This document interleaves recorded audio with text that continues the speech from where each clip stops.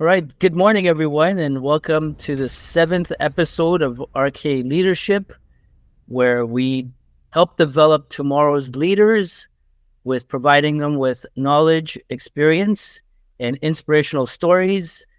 And today, my special guest is Robert DeMarco from Halifax. So, a little background about Rob and how we became friends. So, Rob and I actually went to the same university. We attended the same university back in 2000, Rob. Yeah. I guess that's when we started. We graduated 2004. I will let Rob kind of introduce himself. But again, we hadn't spoken in a while. It's been a while since we actually caught up. So we did catch up last week, and Rob has some amazing stories that I would like him to share with the audience.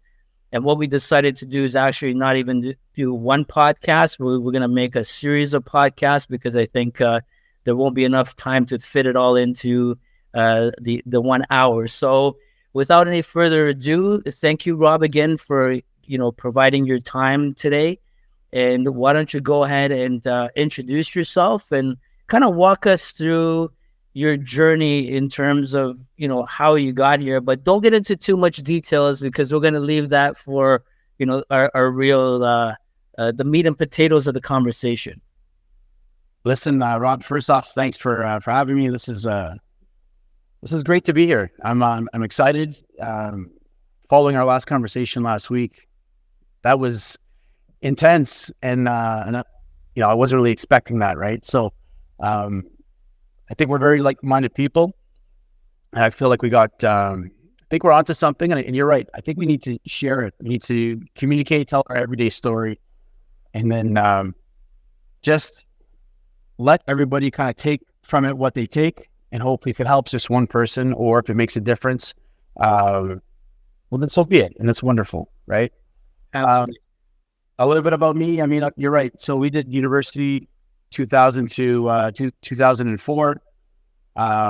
We graduated. I mean, I haven't seen you since then. I mean, you went your way, I went mine. We've got a ton of mutual friends who are all, highly successful. They're doing great in their professional lives and their family lives. And, I only really get snippets from everyone, but I mean, we're all still loosely connected, so it's really nice to see that everyone's doing well and it's all kind of, everything's moving forward. For me, my story was I left university. I joined the Navy. I moved to Halifax. I started doing all my Navy training.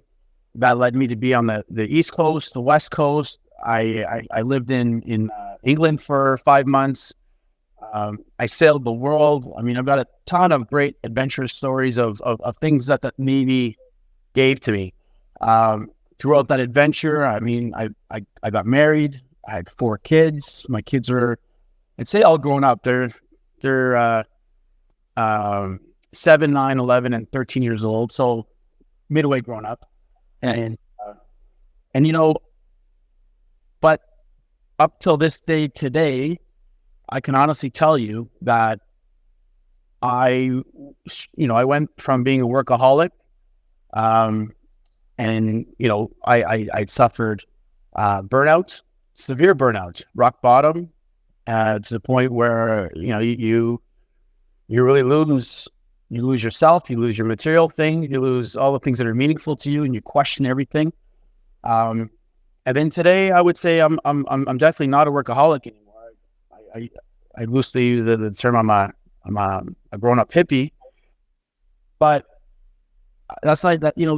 That's just because I've changed my ways, and I'm at a point where I've found happiness in my everyday, and my decisions are guided now less by what I've been told to strive for, and more I follow what I've got inside me in terms of how do I feel. I really believe the answer to each of us is something that's inside us. That's right. And you have to really listen. You have to listen really hard. You have to know yourself. That takes time. It takes forever to start to understand, well, what is it that I really like? What don't I like? What are the things that I want? and we're all, and the beautiful thing is that we're all different. So what works for me is not going to work for somebody else. But the thing is that's common with us all is that we have to listen to what's inside us. And I think when you can get in touch with that, you're going to be closer to being happy. And of course, my journey, I became very successful. I mean, I had, the house and the couple cars and the family and the vacations and even in my career, I mean, I was, I guess, climbing that ladder, and, I was, getting my bilingual, getting my MBA, doing, you're ticking off all the boxes, you're getting the life experience and you're looking at your career and it's all opening up in front of you. But as it's opening up in front of you, I was sitting there and there was this moment where I was at my old house in my laundry room and my wife at the time had come down the stairs. And I remember looking at her and saying, I am not happy in life. I have everything and I'm not happy. And that was such a startling point in my, because everything that I've been working towards and I had it and it was the opposite feeling. And that was, that was the start of the end, That's right.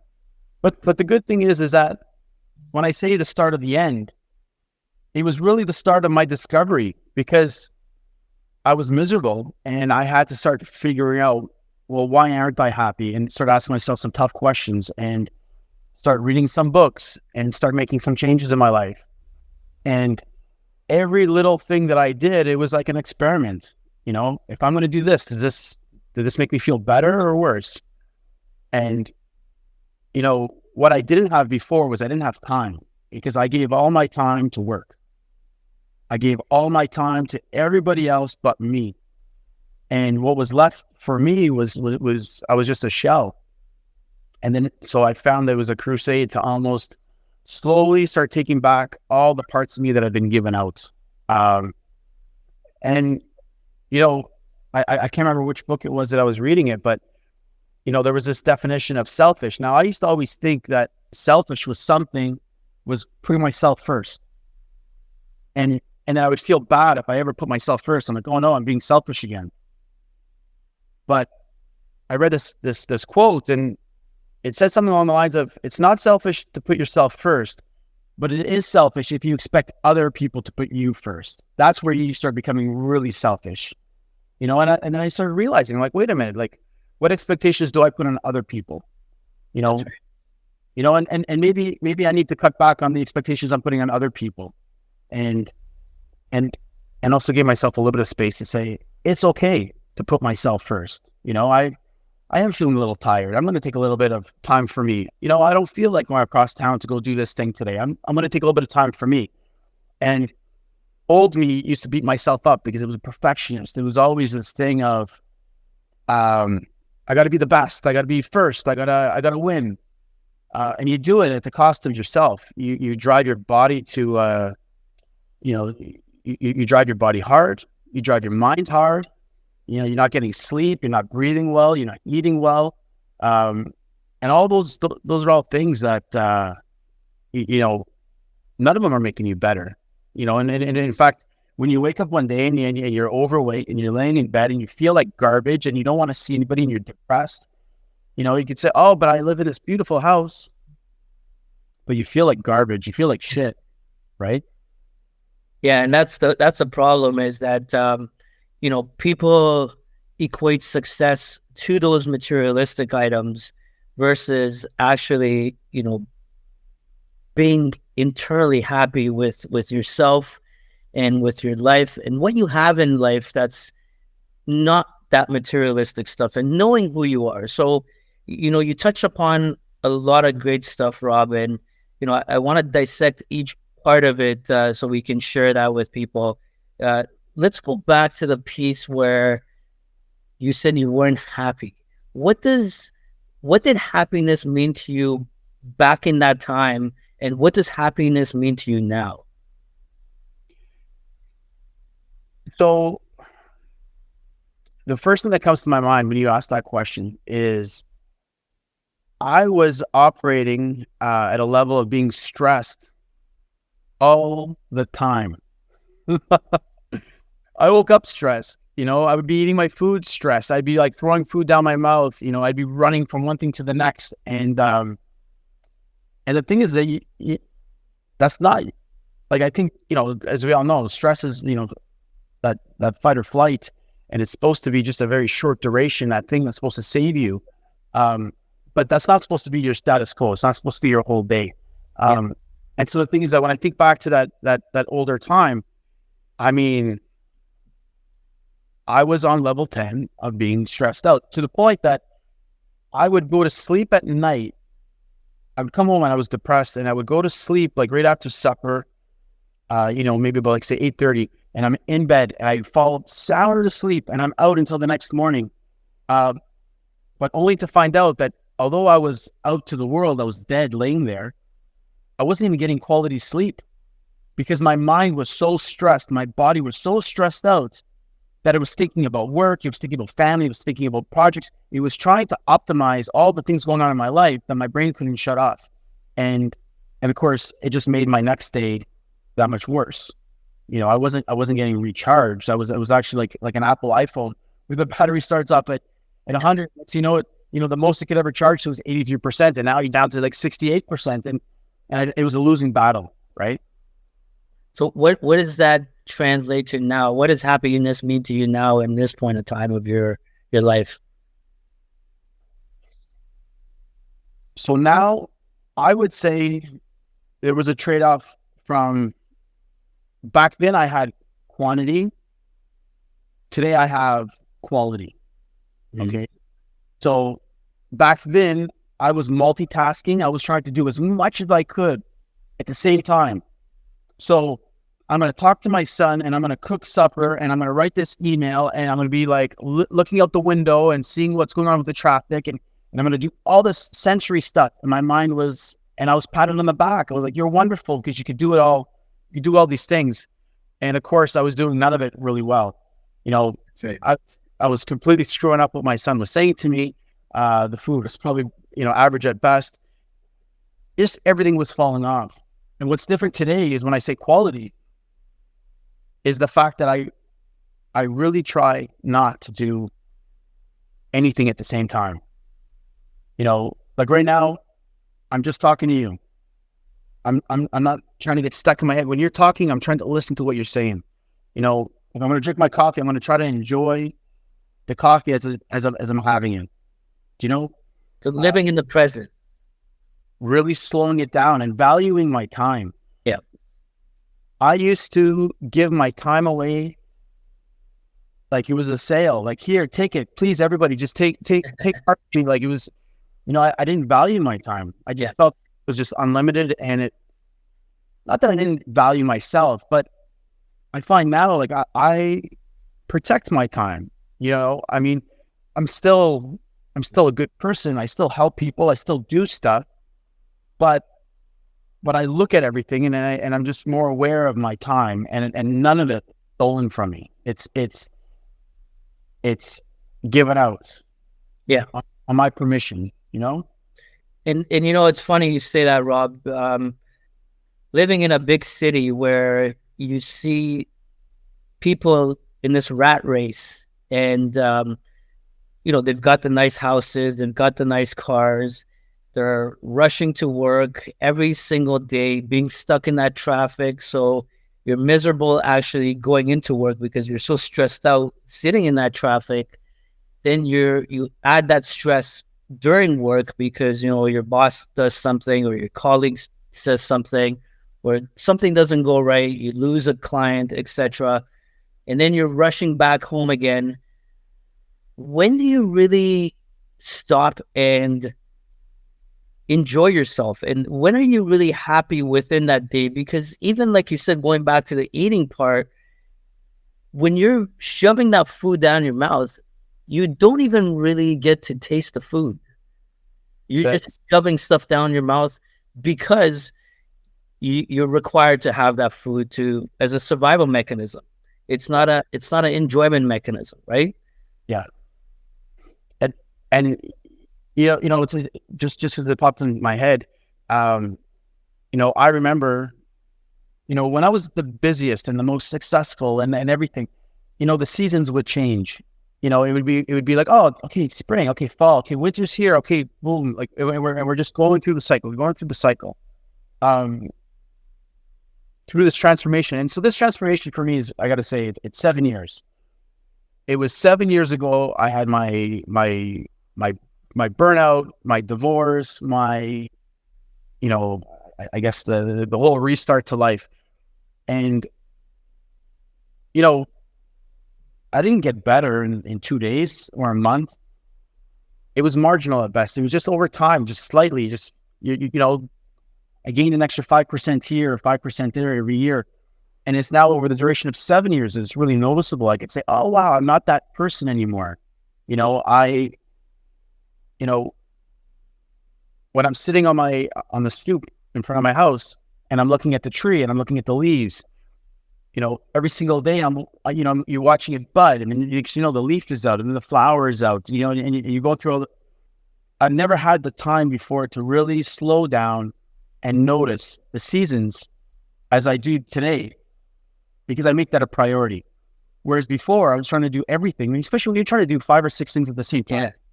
Yeah. All these other things drop up, everything drops off. And then next thing you know, you're not doing anything well. And I think that's where your fulfillment comes from, is when you can enjoy the simple things in the moment.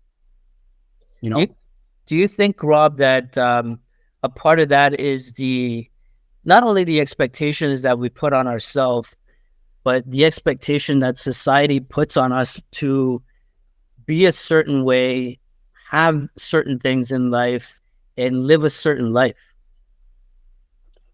So, I think we touched on it last time when we were talked. I believe a lot of our expectations comes from what we see on TV or say social media. We're social animals, but we learn by seeing. And so what do we see on TV? What was the TV show in the 80s, then the 90s, and then 2000s? And you start to watch how the TV shows have changed. But every single TV show sets the expectation of something that society needs to strive towards, right? That's right. Like take a look, Leave It to Beaver. Look at the size of the house in Leave It to Beaver, and then look at the size of the house in Modern Family. It's night and day, right? So all of a sudden now the expectation, so that's your subconscious is saying, oh, I need to have this big massive house, and I need to have this stainless steel fridge, and of course I have to have this natural gas cooktop, and on and so forth. And what car are they driving? And then what activities are they doing? And that starts to set the stage of what normal is. But the thing is that it's very freeing when you can see that and you can make that choice to turn the TV off, to unplug from all the people who are on. I mean, I get this is going to be on social media because it's a message we're trying to get out. I mean, we all have control over the content that we want to digest. It's the same thing. You can choose to go and get Burger King and slam it down your throat, or you can go to a health food store, get some really good quality ingredients, make a great food, great meal, and sit down and enjoy it with your family. The choice is yours. So, if I'm slamming social media and what the expectations are, I'm not slamming the show. I mean, I'm just saying people have to do a better job of being aware of what content are they taking in to themselves. Just like be conscious of your smoking or your alcohol intake or your food intake, how you breathe. It all counts. It all counts. That's right. Absolutely. I want to take you back to the point where you said you had to ask yourself some tough questions in order to make these changes. Yeah. What kind of questions would you ask yourself, and what was your thought process like? So I'll give you an example. Post divorce, I dated a couple of people, and I was in this one relationship, and great person, fantastic person. Okay, but I'm in this relationship, and when you talk about the tough questions you ask yourself, is there's that moment where you say, am I happy? How do I feel? Is this where I want to be? Is this what I want to be doing? And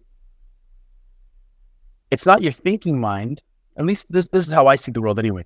It's not your thinking mind that says, oh yeah, no, this is great. Because my thinking mind would have said that everything is perfect. But it's how I felt in my guts, in my body, in my heart. There was something inside me that was tense, that was saying, this is not where you're supposed to be. And this being not where I'm supposed to be had no reflection on the other person. You know, it was just me knowing that I was out of misalignment, you know? And so you know, me being a people pleaser, or I was a significant people pleaser, it was very hard for me to put myself first and to speak up and to say, oh, I don't know where I need to be or who I need to be with, but I just know this isn't the person. And then you're having that honest conversation with yourself, and then you have to have it with that other person. And that was death for me, because, you know, that's never easy to have. And then so there was a lot of, you know, around that time too, like I'm saying to myself, oh, okay, well, I'm weighing 220. I feel like garbage. I don't want to feel like garbage. Okay, so I need to do something. And I think a lot of the time the answers are always inside you. You just have to listen to how you feel. And then when you see what that answer is, then it's actually act and do something about it. That's right.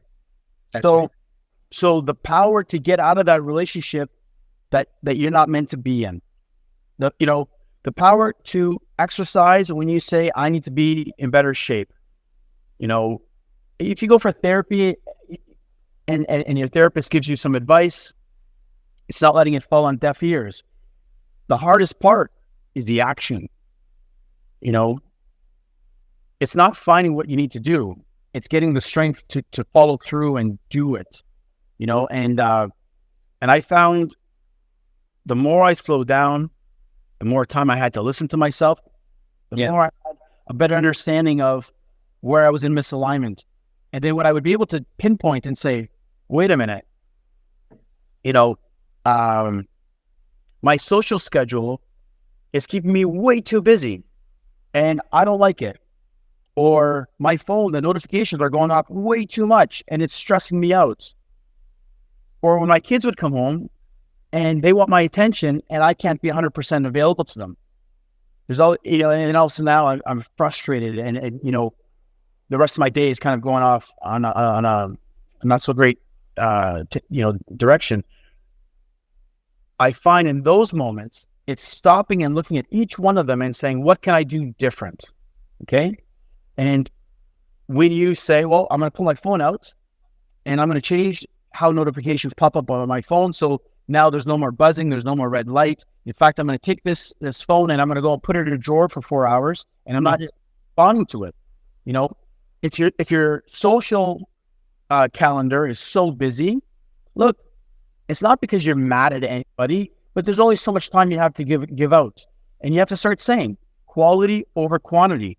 So I'm going to pick my one friend or my two friends or my three friends, and I'm going to see these guys on the, or these people on the regular, but I might not be able to maintain 15. And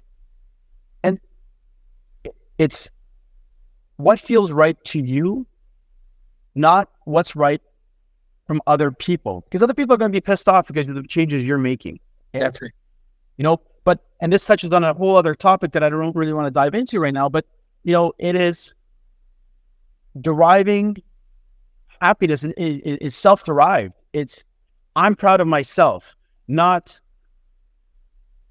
the social acceptance that I'm getting from other people by liking my pictures or by telling me, hey, Rob, you're doing a great job. You know, I found that I was a slave to all this praise and it was that I needed it. And then what I realized was I was like, okay, well, I can't live my life like this. You know, I need to spend more time having conversations with myself, patting myself on the back and saying, you're enough, you're good.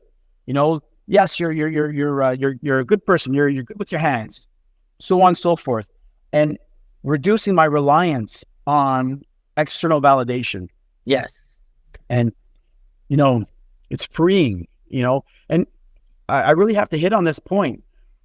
It sucks because my social calendar was too busy and I had to back away from a lot of people, but it had nothing to do with me being mad at anyone or they weren't good people, or it was the same thing with me breaking up with that girlfriend. it had nothing to do with them. It had everything to do with me living my truth and me getting back into alignment. And the thing is that I'm living this life for me. I'm not living for everybody else. And so you have to make those hard choices, those discussions. And then when you do, all of a sudden you start to say, wow, I've got a lot more time on my hands. I'm happier. I feel like the things that I'm doing are shining 20% more brighter. And it's because you're not exhausted. You're not overextended. And That's right. and I think that's part of the happiness that I feel today that I couldn't feel 7 years ago or 10 years ago.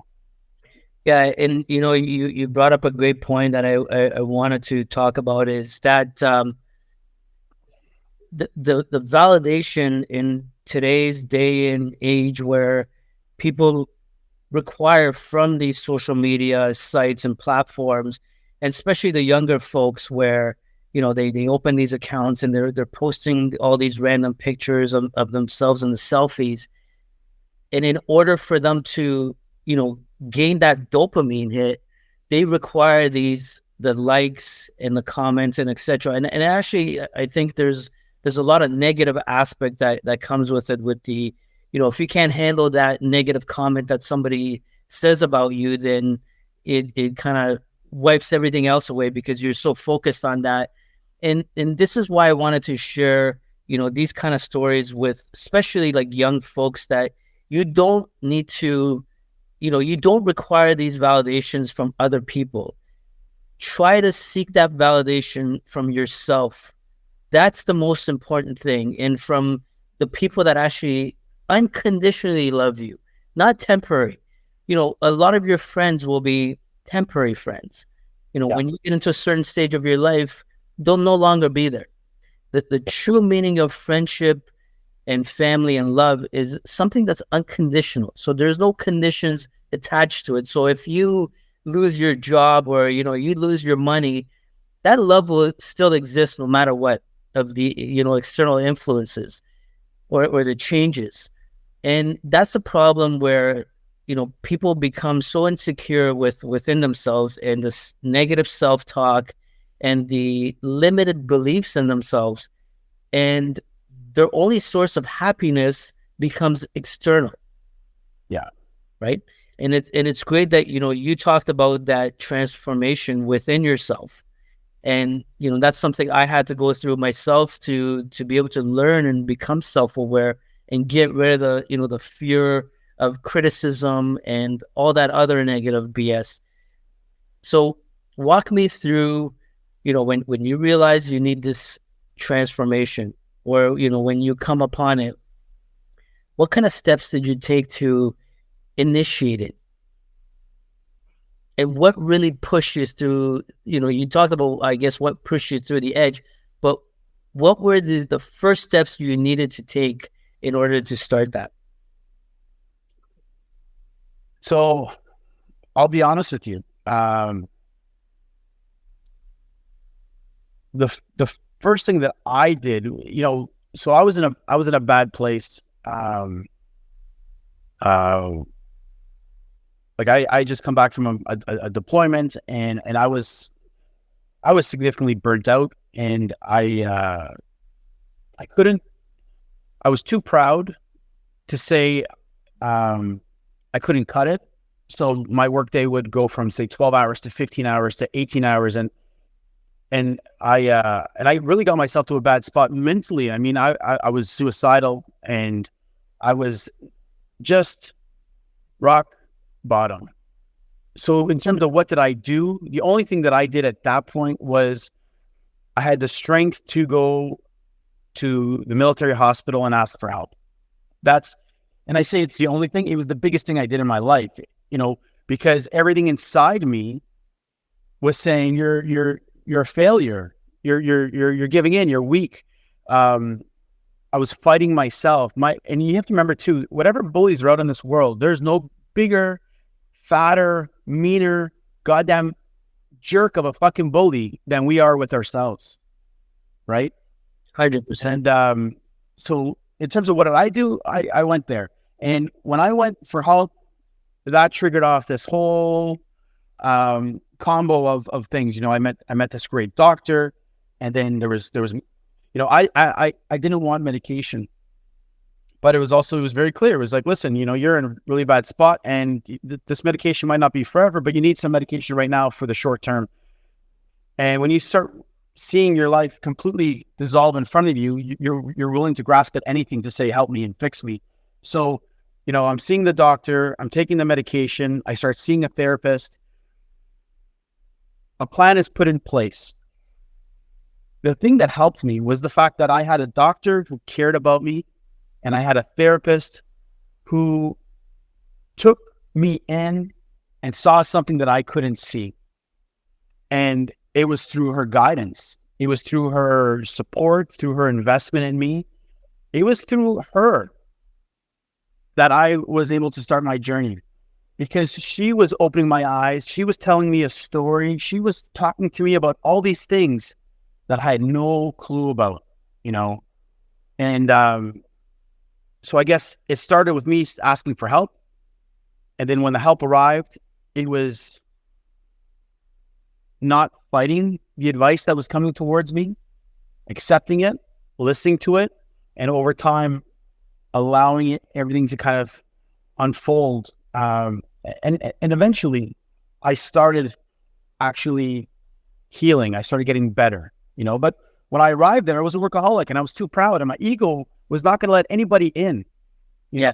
And there was a lot of hard conversations with my therapist where she mentally had to punch me in the face and say, shut the fuck up. You don't know what you're talking about. You are not well, and eventually we talked about this a lot on our last talk, is that I had to surrender. I had to surrender my beliefs. I had to surrender my identity. I had to surrender my situation. I just had to give in. I had to say, whatever I've been doing is not working, and That's right. And I need to try something else. It wasn't, when you hear about people smoking, and everyone's telling me, oh, you should quit smoking. That person doesn't quit smoking until they want to quit smoking, And so when I was going through this, it wasn't until I broke that I realized I had to change. That whatever I was doing wasn't working anymore. And that was the pivotal moment where everything, all the doors started to open up and change started to happen. It's when I allowed change to start to happen. It's when I said, I can no longer go down this path because it's hurting me, and I'm not happy. And of course I'm getting weaker, and I'm breaking down as a result of it. That's right. And just sticking with your therapist, one thing you shared with me last week was that one piece of that situation. Are you okay to share that with people? Yeah, no, I'm very happy to share that. It was a very very powerful. It was, I've got a wonderful therapist who it's just her personality, my personality. It goes, maybe her bluntness might not work with other people, but for me, it's a slap in the head that I needed. I needed then, and I continue to see her every 2 weeks. In fact, I'll see her tomorrow. It's that slap in the head that I need every now and then, because my ego likes to pop out and say, I'm fixed now, everything's good, and then she'll continually remind me to say, no, you're on a path and you're not at the finish line. Don't get ahead of yourself, because our egos love to get ahead of ourselves, right? Yeah. So, but at that time, one of the strongest things that had happened was she had said to me a very simple question: was you just what's your priority? And I had blurted out as fast as I could. I said my priority is my family. That's it's always been family. Family's number one. We've been saying it since we were kids. And she looked at me and I don't know if she just expected that I was going to say that. I don't know if this was all set up, because of course I fell for the trap and I said, family's number one. And then she got really, really mad at me. And there was this little bit of a confrontation where she just kind of said, listen here, you can lie to yourself but don't lie to me because you're wasting my time. And what we're doing here is trying to make you get better. And if you're not going to be truthful here, then we're just, just go see somebody else. And of course, I got defensive and I took complete offense to this. And she's like, okay, well, she's like, for example, she's like, carry on. She's like, tell me about your last week. She's like, let's go from the second you woke up and we'll go moment by moment and we'll go through the whole day. And then I started explaining. I'm like, well, this is what my day is. I would wake up and, I'm going to drop the kids off at daycare. I'm going to be at the office for 6:45. I'm going to have my coffee. I'm going to be briefing my boss. I'll be going through this, blah, blah, blah. And then throughout the whole day, and it's like, okay, now it's 4:45. Okay, I'm leaving the office and I'm going to go pick up the kids from daycare. I'm going to go home and cook food. Okay, I'm on my BlackBerry. I've got this meeting. I got to go talk to this person. The ship broke down over here. And we did that, for the span, I think it was like a week and a half. Going through all the days. And even when we're talking about Saturday and Sunday, it's, okay, well, on Saturday, we had this Portuguese ship that was in town and okay, there was this issue. So I'm having to deal with, I got to go into the ship. I got to go deal with this. And sarcastic therapist says to me, yeah, it sounds like your family is number one, and it was like the biggest punch in the gut because it hurt so much because it was that small little thing that I needed to realize. And when I say realize, I heard her that day. It didn't really mean anything to me or really sink in until 7 months later, because my ego was protecting that truth and that hurt so much that even though I heard it, I wouldn't really allow that truth to sink in. Okay.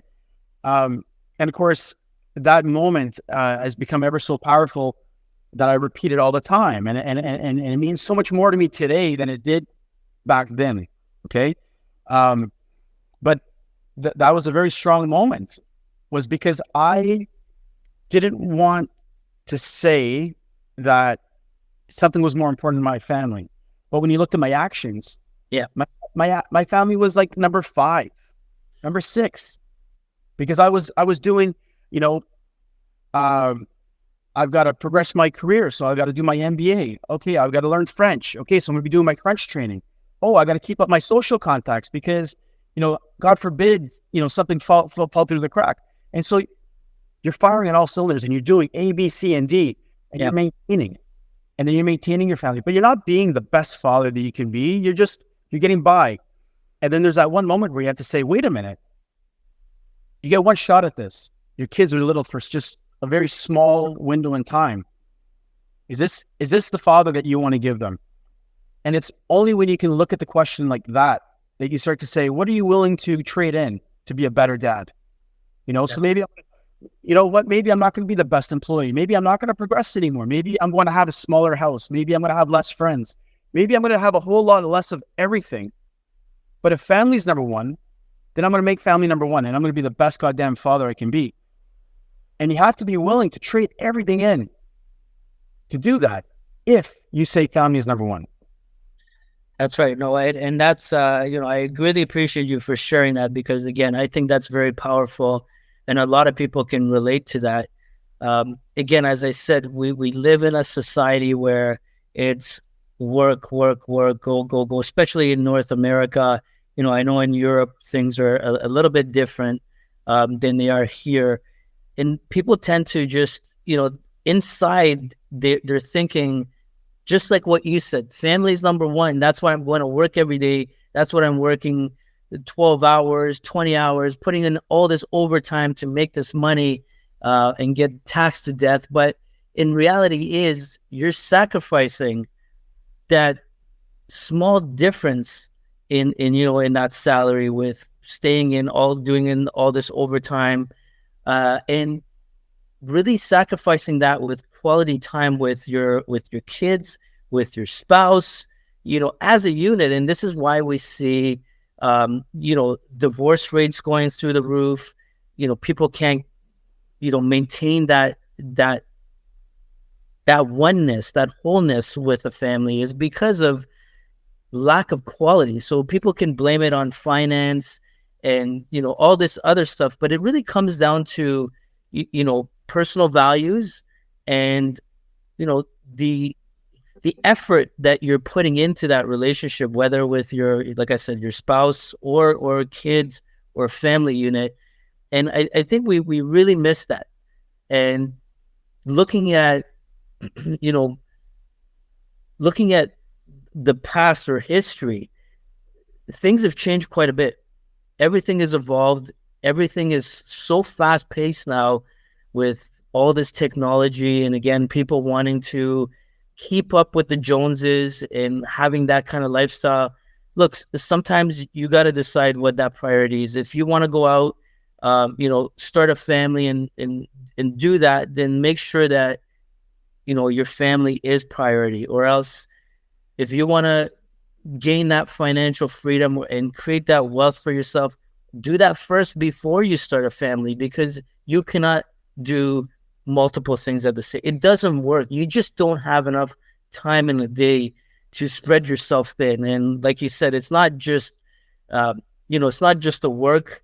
It's the family. It's the social aspect. It's, putting in time for yourself and putting the effort to, keep up. There's so much going on at one time that, you just get lost in it, and time just flies. When you blink of an eye and you're 60 years old tomorrow and your kids are all growing up out of the house. Yeah. What did you really gain? Like, what quality time did you spend with them? And I say this from, personal experience of my own father, like, being that workaholic. And, I was just talking to my client today about this. He worked, all the time. My dad worked all the time. We would see him like late at night, come home to pass out. And when you're a kid, and, I remember playing hockey back in the day, and you're looking in the arena and everyone's parents are there, and your parents are not there, especially your father figure. That does a lot of damage to you internally, right? Yeah. And when you grow up with it, you create that resentment, and you build that insecurity, and there's a lot of stuff that comes with it, and it takes a lot of work to get that out of you. Yeah. So that's why I wanted to say what you said in terms of priority and family. It's vital. It's funny. There's a couple of things you said that I just want to jump on. I mean, first off, we talked lightly about it last time. Was, the fact is that our parents were, result of their generation, of their time, of their environment. They were the way they were because that's the way the times were. And you're right. I mean, I had a lot of resentment when I was in my 20s and 30s. I mean, even up to not that long ago, to be honest, there was a lot of anger, hurt, stuff that I was holding on to. And eventually, I've just recently arrived to this point where, there's this love and there's this forgiveness, there's this understanding of realizing that sometimes that other generation was just only responding to the world how they knew it. Exactly. And they might not have been able to meet up to my expectations, but that's okay. And again, that's that selfish thing. It's what expectation am I putting on other people? And like my father just recently passed, and yours had passed not that long ago. And, there's a lot to be said about forgiveness and not holding on to that resentment, and coming to terms with the fact that they might not have lived a way that we wanted them to live, but they were doing the best they could with what they knew, with the intentions, The other thing you'd said, talking about family is that you're right. Like, there's a lot of things you should probably do before you start having a family. You want to get ahead, you want to travel, you want to do all these different things. But what happens is when you start your family, you've got this one small window to kind of get it right. And if you lose your footing, it's a slippery slope, and you can lose it like that. And I lost my family, and I don't think anybody starts off on day one when they get married and they say, I do, and they get excited because they're going to start this beautiful adventure, and you're talking about kids and all the things you're going to do. And, and it's not like you can only travel before kids. I mean, I traveled with my kids. That's right. But the thing is that, you know, be very careful with how many things you juggle, because if you drop your family, oh man, there's no do-overs. It's gone, you know? And I don't think people understand the gravity of what it is, or how serious it is. I mean, my situation is, my ex and I, we live in Nova Scotia, in Halifax. So I didn't have any family here. She didn't have any family here. So, you know, we had our fourth child, and then I burnt out and I got really, really sick. And then we were both too proud to ask for help. And it was just really hard times, you know, and the thing is that we kept on thinking that, well, we can get through this, you know, we'll just pull through this, until we couldn't. And until I think patience turned to resentment, and all of a sudden now you're more roommates than you are a family. And then, you know, you start going down that path where all of a sudden there's no more glue that's holding you together. And it's just a matter of time until you start going your own way. And you know, you and I talk about how we feel about our, you know, say our parents not being in the stands. Well, I try to empathize with my kids, how they feel going between two houses every week. That's right.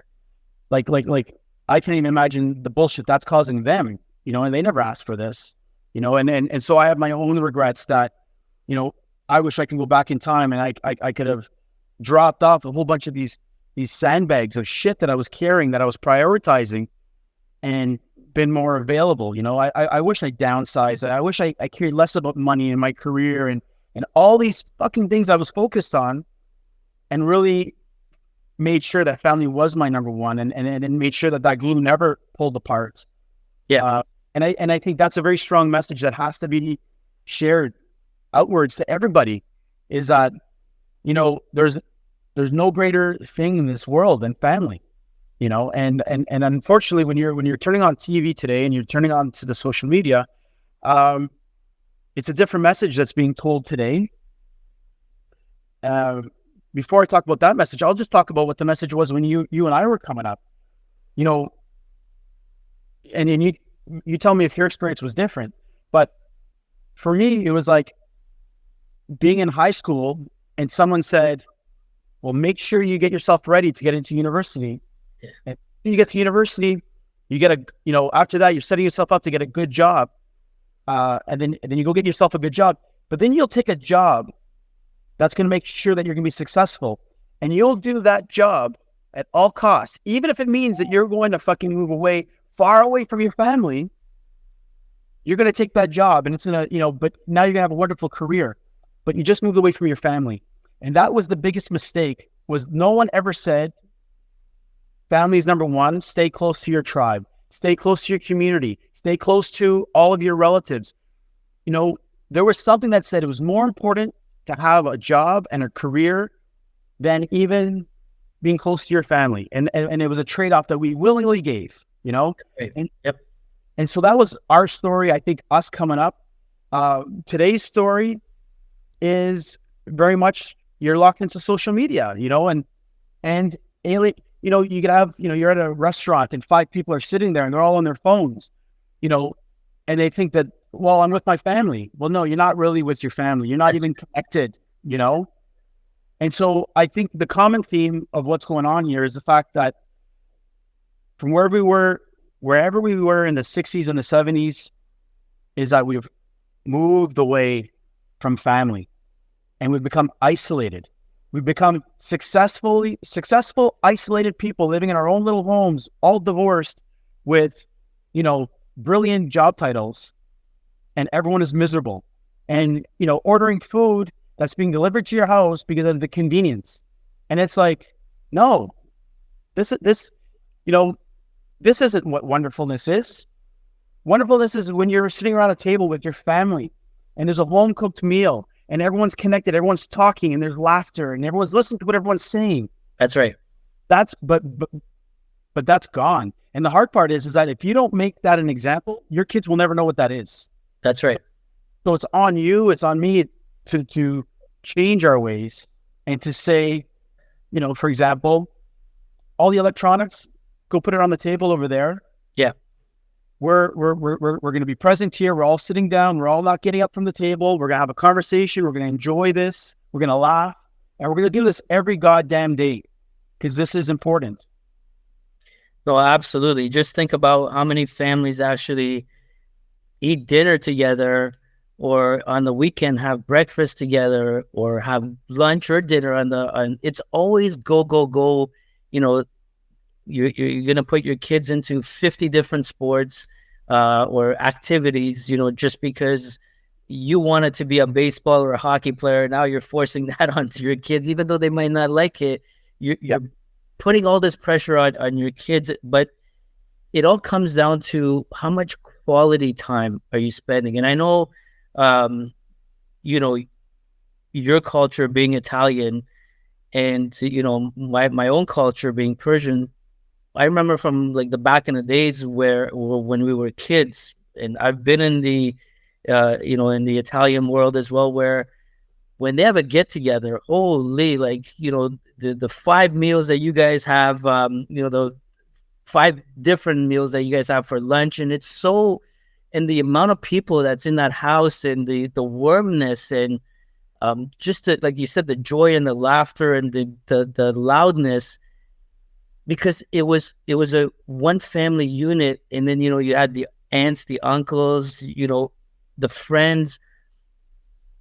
That doesn't happen anymore. Like when I get to see my daughter, and the most she'll be around is like myself, my mom, and her, like the 3 of us. Right. She never gets to experience that full house with everybody there, right? Yeah. And that, to me, that's what family is about. Yeah. And we don't even make an effort to create that for them because, like you said, the divorce being part of it, being away from the actual family is a part of it. So how do you bring that cohesiveness again together in this day and age?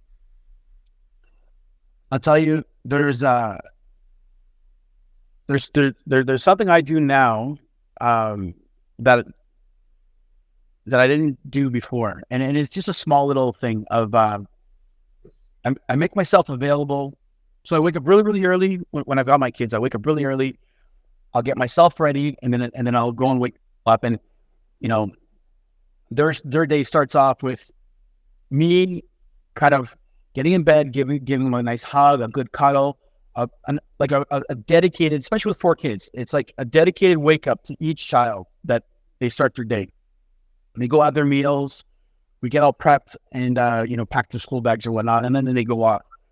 And then my day kind of happens. But before they come home, I'll go and sit in the front of my house for half an hour. And I'll just sit there in silence.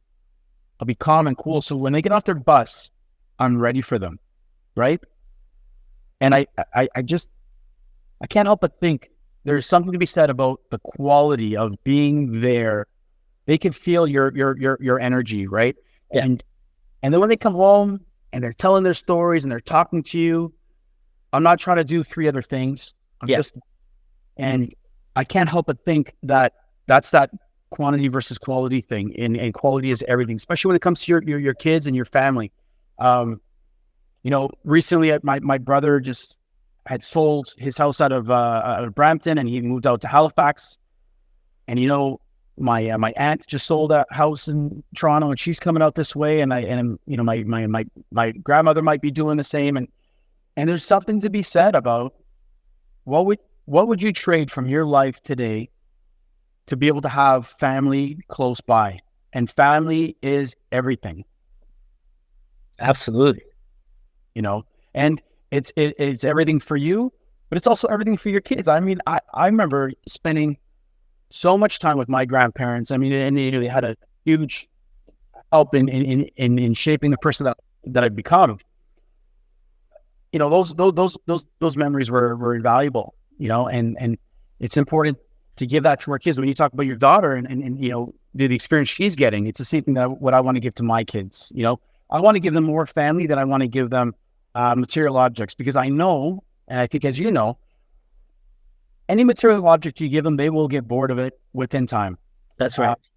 But if you go do an activity, if you go do something that's like, like I'll take my kids to the beach, and they'll complain all the way till we get to that beach. But once we get to that beach, they're playing in the sand, they're in the ocean, they're having a wonderful time. And I got to drag them to bring them back home. And then they'll be talking about, for the rest of the week, we talk about the time that we went to the beach, and I just feel that it's surrounding your kids with family and doing activities and just finding happiness and doing that. It's not buying them a $300 sweater to say, look what I got you. Because they don't, that the sweaters that eventually going to get worn out and it's going to disappear. It's going to get wrecked.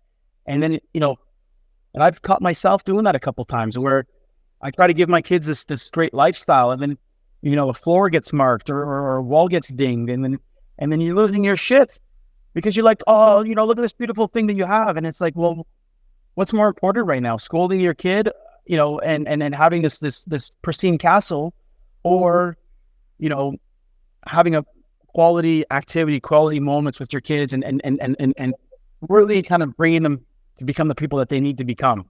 And what examples are you showing them? That's right. And that's exactly, that's so important, leading by example. So, we tell our kids not to be on their iPad or phones. And, I'm guilty of this, especially now that a lot of my work is on, on my phone. I'll sit beside her and, want to spend quality time with her, but I catch myself, being on my phone, and she calls me out on it. Yeah. And I like that because, she keeps me accountable for my actions. Because when I tell her, when we're at dinner, breakfast, or any meal that we have together, no phones, no iPads. And I know you and I talked about this last time. I try to take my daughter out on dates, from, back when she was 5 years old. Now she's 6. And one thing I try to teach her is when we're sitting across the table together, and, you touched on this point, we don't, like, my phone's away, and, no iPad for you, or you can't watch like your shows and all that crap, because I want to try to teach her how to learn how to converse with one another and share, communicate and learn how to communicate with one another, versus I'm on my phone, you're on your iPad, we're eating. We don't even know what we're eating. We're so consumed in this effing device. And second, we don't even communicate. And I see that people going on dates. I see that when, like you said, families. I just smile, honestly, when I go to restaurants and I look at people that are on together as a couple and they're each on their phone. I'm like, how the fuck are you going to make this relationship last when you're not even paying attention to each other? And this is like for the majority of the date, or, when they're together, it's not just, okay, 2 seconds, I'm checking something. And I think it's very disrespectful in a lot of ways. And we're trying to, what we're telling society is it's okay to do that. We're teaching society that it's okay. So I got to tell you something. It's been this nugget that's kind of fallen into me this week, and it's something that's really resonating with me. And and I think this is a part of the discussion. What we're going to have right now is that most people, I don't think, are able to sit still. They're not able to be bored. There is a need today, more than ever before, to always be doing something. A TV's got to be on. Yeah. I got to be checking my phone. If I'm not checking my stocks, if I'm not checking Instagram, if I'm not checking, my audiobook, then I need to be smoking, or I'm going to go smoke a joint, or I'm going to have a beer, or I got to get water. I got to be eating. I got to be doing something. And there's this constant need to be filling the space that's here with something. And that's a huge difference from old me to me today, is that I can chill like a motherfucker. Okay. And I'm sorry to swear. It's just, that's okay. I can lay in the sun listening to music or silence, and I can let my mind just come down. I can do that by myself. I can do that in the presence of others. Okay. And I don't need, like, I mean, I will talk, I'll converse, I'll do whatever. And you know me, I can talk forever. But when I hit a point where there's nothing else for me to say, if I don't feel like I need to be talking, I'm okay with the silence. I'm okay with that moment. But I don't think a lot of people are, you know? And I think when you're saying two people going out on a date, that people aren't comfortable with themselves, that they just need to be doing something to kind of fill their time, you know? And because they just don't know how it is to sit there and look at someone in the eyes and smile and just be present. That's right. And I think it's that the technology of today is not helping that. You know, it's only further escalating that need to be getting notifications or to be doing something, you know? Do you also think that this kind of this has something to do with the FOMO mentality, you know, the fear of missing out, as people are, and that's why everyone's in a rush to do everything all the time, and they're trying to do so many things at once, is because of that fear of missing out. They think they're missing out on something, where in reality, they're doing a disservice to themselves with trying to do 1,000 things at once. There's another thing too, right? We try to, you know, you and I are both engineers, right? And when we were in school, most of the problems that we were always trying to solve was, how can we make this the most efficient? How can we maximize profits? How can we, you know, it was never just do an okay job and then go sit down at the bench and have a sandwich. It was not that. It was all about, how can I get the most of everything, to have the most perfect life, the perfect day, the perfect this, the perfect that. And I think a lot of people today are a slave to that. It's this whole thing of, I need to squeeze the most out of everything. And that's tied with the FOMO, is because, you know, you don't want to miss anything. You want to make sure that you know as much as possible. You're connected and you're up to date. But I think that's a failure from today. And I think that's a thief of joy, a thief of our everyday peace and harmony that we have. Because if you are consistently trying to get the best out of every single moment, your CPU is firing all the time. And when that's firing, you're not enjoying the moment. And if you're not enjoying the moment, you're not happy. And so there's a trade. You got to say, you know, am I going to be multitasking? Am I going to be the most efficient? Am I going to be winning at life, but being an absolute robot and being miserable? Or am I okay not selling the stock at the top? I'm just happy just to sell it somewhere on that line. But I'm going to be peaceful. I'm going to be able to say, I sold that stock, and now I'm outside and I'm relaxing in the sun and I'm taking it easy and I'm present with my kids and I'm loving life. And I think if you ask people, they'll say they want that, but their actions are the first. That's right.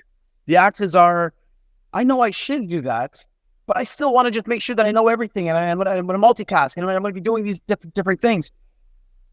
You have to pick one, and you can't have both. Absolutely. And, you know, Tony Robbins says something really good. If you want to change your outcome, you have to change your actions. Like, you can't do the same thing and expect a different outcome. So, you know, that's fantastic. Listen, there's so many things that I want to dive into.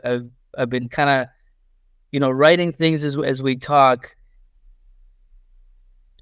One of the things we talked about as well was the modern day slavery. Yeah. You know, back in the days, we spoke about having chains around your neck, and in this day and age, it's that salary or paycheck that's really around your neck. Can you just talk a little bit about that and your thoughts on what that is on the modern world, modern day slavery? Yeah.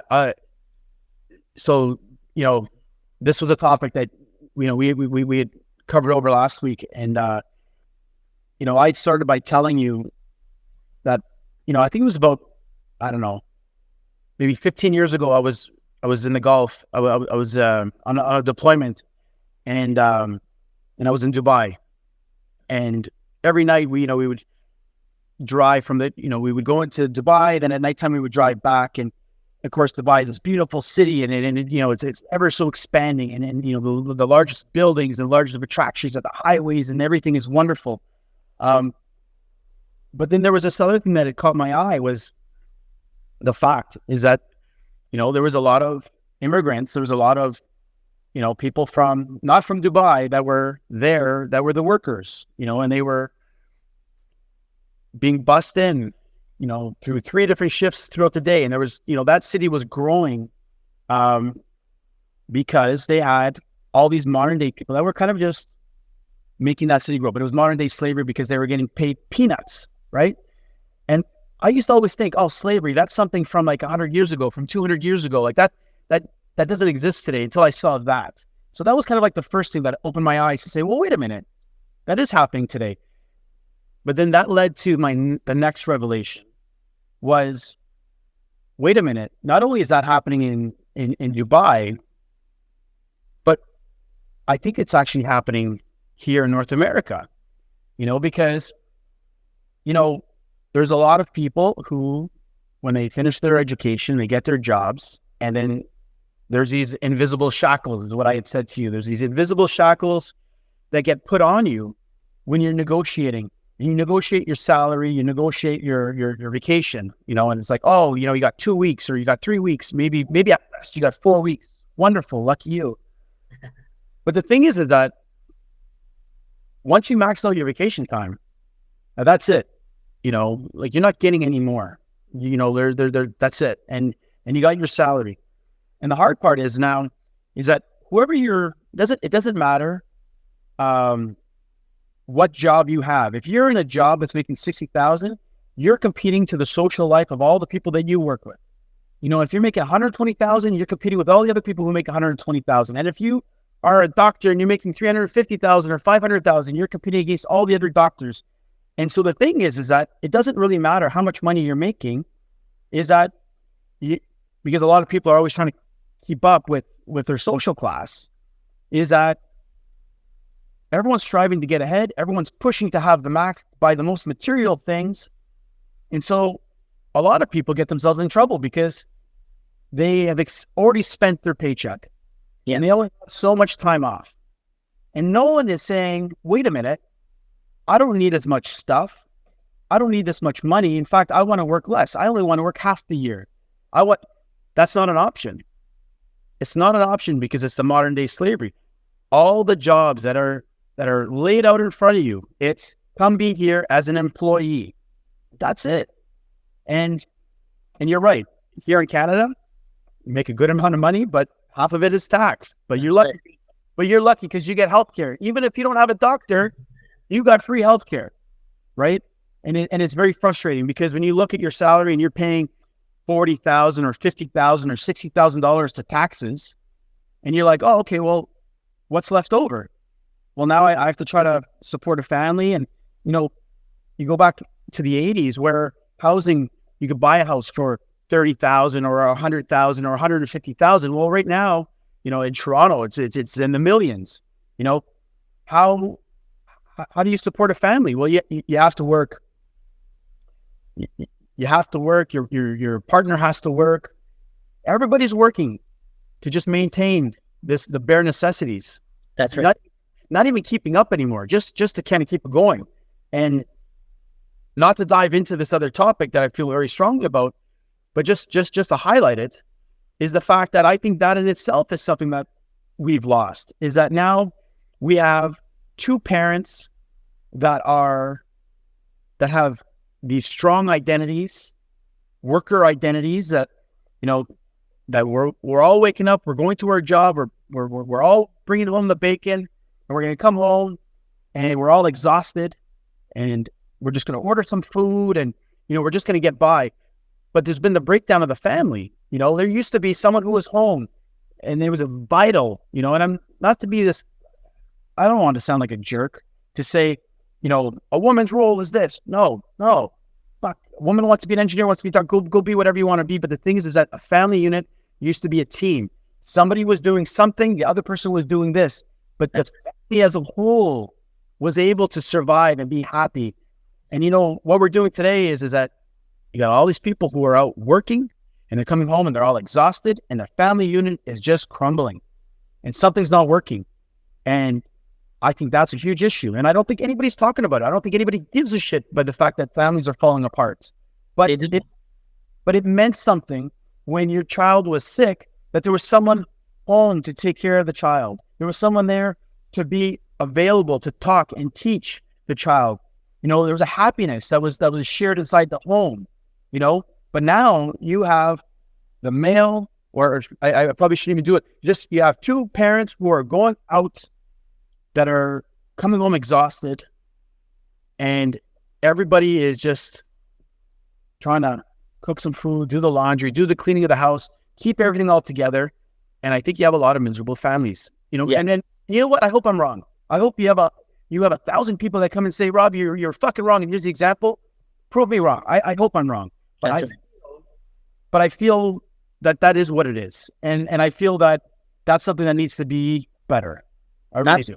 Absolutely. And just to add something to that, before we end this, is I personally believe that they're not only, society is creating this competition between, the man and the woman to say, okay, you're being treated so bad, now go and prove yourself and do this. And, that's why you get a lot of women that are so deep into proving that and, chasing their careers, that family becomes secondary. And that, again, doesn't just mean women. That the same thing applies to a man where, you're trying to prove yourself to everyone else, climbing this corporate ladder, chasing all this, the shiny objects, where you're neglecting, like I said before, you're not only neglecting your kids, you're also neglecting your spouse, and vice versa.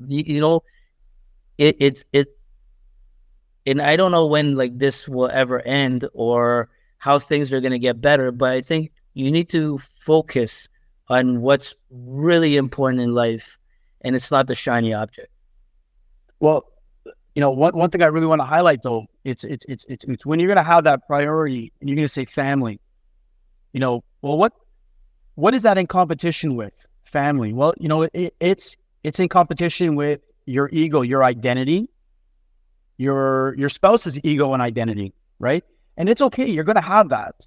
But at what point do you say priority number one is my identity versus my spouse's identity, and family is going to be number 3 or number 5? Right. And the thing is that most people don't even have that conversation because they're not even aware that, just like when I was in my therapist's office and she asked me that question about my family, what's my priority?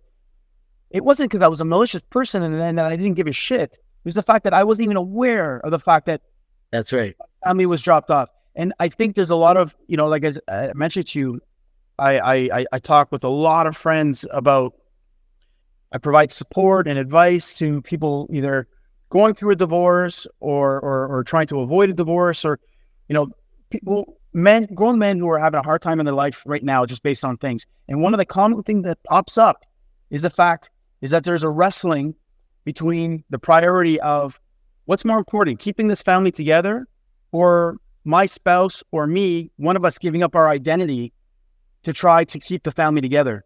And unfortunately, there's a lot of people today that are happy to let the family crumble because they do not want to let go of their identity and their habits. That's right. And everyone becomes very defensive. You know what happens when people become defensive is nothing happens. There's no progress. Yes. Everybody shuts down because they're just like, fuck you, I'm protecting my ego. But the thing is that if you truly want to make things better, you have to make family number one. Absolutely. And you have to work together. And sometimes it's just being able to say, I surrender. I surrender my identity. I surrender my belief. I surrender being right. You know, you can surrender being right as much as you can surrender being wrong. You know, it's just saying that at the end of the day, I don't want my family to fall apart. I don't care to be the most successful person in this corporation. I just want to come home at night and feel loved. I want to be respected. I want to be happy, you know? And the thing is that when you talk to people and they say, you know, what do you wish for? Well, I wish for success. Well, what does success look like? Well, I want to be rich. I want to have all these different things. Well, that's great.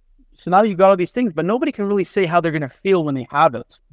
And the reality is that there is no greater feeling that I get when my kids come home and they hug me. You know, when my daughter comes and says, I love you. Or when I tell my son, my youngest son, I tell him I love him. And he's like, yeah, I know, Dad. You already told me 3 times today and you tell me every single day. That is happiness. You know, right. It's not this fictional thing of my net present value is this number over here. And here's all the lavish things that I have, because it's empty. Yeah. And it'll always be empty. Absolutely. No, those are great points, Robin. Like I said, there's so much for us to discuss, but I'm going to end this part of the podcast right now, and we will pick this up again, and we're gonna have a series of these because I've got a lot of stuff that I want to talk to you about, and like it's not all gonna fit within this 1 hour, so we're gonna pick this up in the next podcast. So stay tuned. I will divulge that information to the audience. And I wanted to again thank you, Rob, for giving me your time today and sharing your insightful information and just being very raw about everything. I promise my audience that these podcasts with you, these series of podcasts are just going to be raw. And I think, again, as you and I talked about, these are the sort of things that are going to resonate with people more than picking theoretical stuff to talk about or just trying to sugarcoat shit, which I don't like doing myself personally. I like to be very transparent. And I think if you're going to help somebody, you got to kind of share that real experience with them. So I greatly appreciate, again, your time today in doing this with me. Anytime. And I look forward to our next. Awesome.